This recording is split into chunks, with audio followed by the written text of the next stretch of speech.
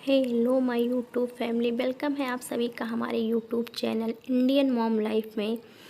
एक गांव में एक बूढ़ी माई रहती थी। माई का आगे पीछे कोई नहीं था, इसलिए बूढ़ी माई बेचारी अकेले रहती थी। एक दिन उस गांव में एक साधु आया। बूढ़ी माई ने साधु का बहुत ही प्रेम पूर्वक आदर सत्कार किया। जब साधु जाने लगा तो बूढ़ी माई ने कहा, महात्मा जी, आप तो ईश्वर के परम भक्त हैं। कृपया करके मुझे ऐसा आशीर्वाद दीजिए जिससे मेरा अकेलापन दूर हो जाए। अकेले रह रहकर अब ऊब चुकी हूँ। साधु ने मुस्कुराते हुए अपनी झोली में से बाल गोपाल की एक मूर्ति निकाली और बुढ़िया को देते हुए कहा, माँ ये लो, आपका बालक है। इसका अपने बच्चे की तरह प्रेम पूर्वक लालन पालन करती रहना। बुढ़िया माई बड़े लाड़ प्यार से ठाकुर जी का लालन पालन करने लगी। एक दिन गांव के कुछ शरारती बच्चों ने देखा कि माई मूर्ति को अपने बच्चे की तरह लाड़ कर रही हैं। नटखट बच्चों को माई से हंसी मजाक करने की सूझी। उन्होंने माई से कहा, अरे मैया सुन, आज गांव में जंगल से एक भेड़िया घुस आया है जो छोटे बच्चों को उठा कर ले जाता है और मार कर खा जाता है। तू अपने लाल का ख्याल रखना, कहीं भेड़िया इसे उठा कर ना ले जाए।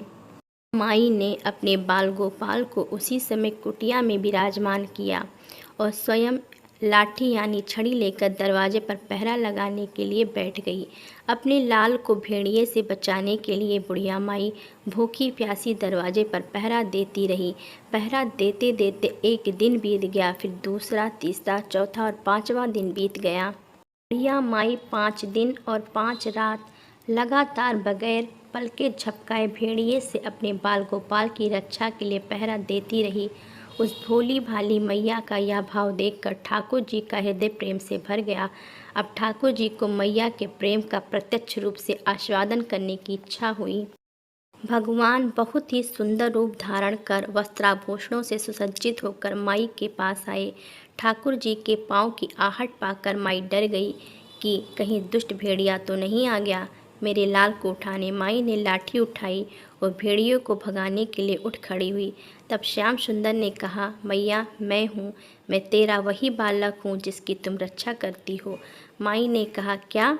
चल हट, तेरे जैसे बहुत देखे हैं, तेरे जैसे सैकड़ों अपने लाल पर न्यौछावर कर दूं। अब ऐसे मत कहियो, चल भाग जा यहाँ से। ठाकुर जी मैया के इस भाव और एक निष्ठता को देखकर बहुत ज़्यादा प्रसन्न हो गए। ठाकुर जी मैया से बोले, अरे मेरी भोली मैया, मैं त्रिलोकीनाथ भगवान हूँ, मुझसे जो चाहे वर मांग ले, मैं तेरी भक्ति से प्रसन्न हूँ। बुढ़िया माई ने कहा, अच्छा आप भगवान हो, मैं आपको 100 प्रणाम करती हूँ। कृपया कर मुझे यह वरदान दीजिए कि मेरे प्राण प्यारे लाल को भेड़िया न ले जाए। अब ठाकुर जी और ज़्यादा प्रसन्न होते हुए बोले, तो चल मैया, मैं तेरे लाल को और तुझे अपने निज धाम लिए चलता हूँ, वहाँ भेड़िए का कोई भय नहीं है। इस तरह प्रभु बुढ़िया माई को अपने निज धाम ले गए।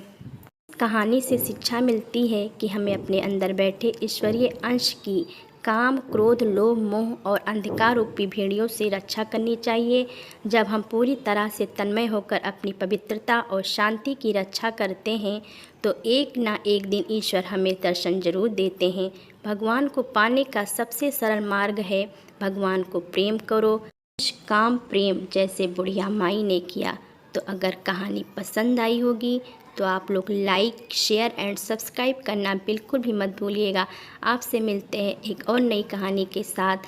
तब तक के लिए bye bye. Thanks for watching.